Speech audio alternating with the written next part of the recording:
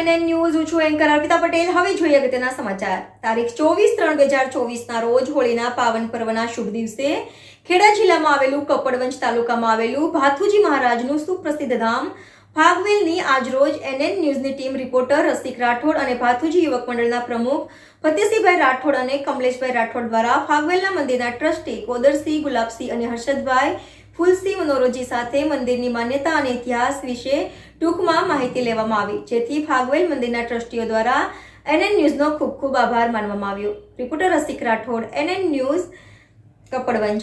દર્શક મિત્રો, તમારી આસપાસ બની રહેલી અવનવી ઘટનાઓ વિશે જાણવા માટે એનએન ન્યૂઝને લાઇક કરો, શેર કરો, સબસ્ક્રાઇબ કરો અને બેલ આઇકન પ્રેસ કરો, જેથી આપને નોટિફિકેશન્સ મળતી રહે.